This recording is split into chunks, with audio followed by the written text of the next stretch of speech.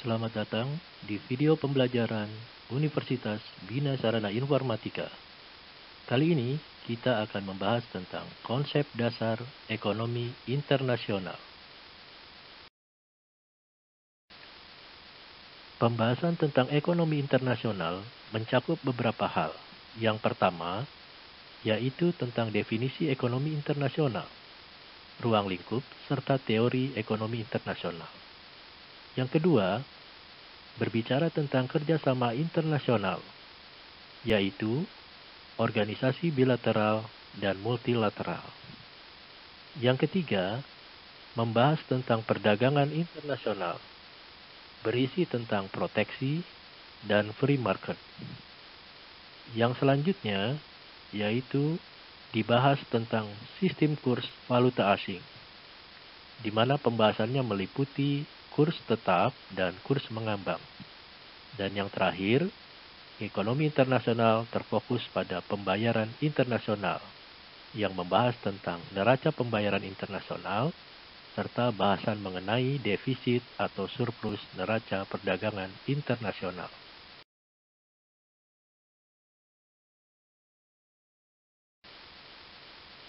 Pada dasarnya, ekonomi internasional di dalamnya membahas tentang berbagai hal.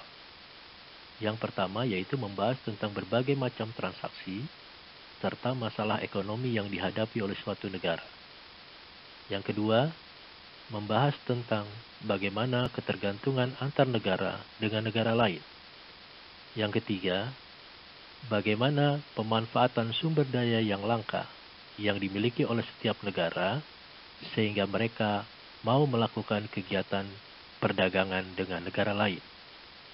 Dan yang keempat, yaitu bagaimana caranya suatu negara dapat melakukan hubungan atau kerjasama secara ekonomi dengan negara lain.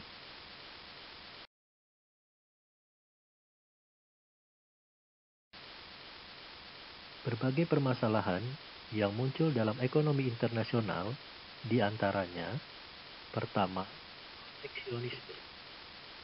Kebijakan proteksi yang dilakukan oleh berbagai negara ditujukan untuk melindungi produk-produk yang dihasilkan di negara tersebut dalam persaingan global. Yang kedua, fluktuasi nilai tukar atau nilai kurs. Diyakini, perbedaan nilai tukar masing-masing negara akan menjadi penghambat dalam terciptanya kegiatan ekonomi internasional. Yang ketiga, makin banyaknya pengangguran di setiap negara menjadi masalah tersendiri dalam hal kestabilan ekonomi suatu negara. Yang keempat, krisis ekonomi yang terjadi di beberapa negara dewasa ini mengakibatkan kehancuran ekonomi di negara tersebut, sehingga negara tersebut tidak mampu menghasilkan produksi barang-barang untuk bisa dijual ke negara lain. Dan yang kelima yaitu inequalities.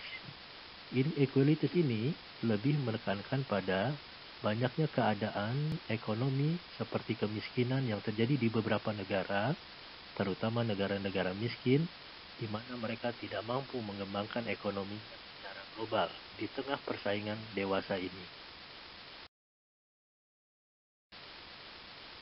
Demikian video pembelajaran kita kali ini. Atas perhatiannya, diucapkan terima kasih. Sampai jumpa kembali pada video pembelajaran selanjutnya.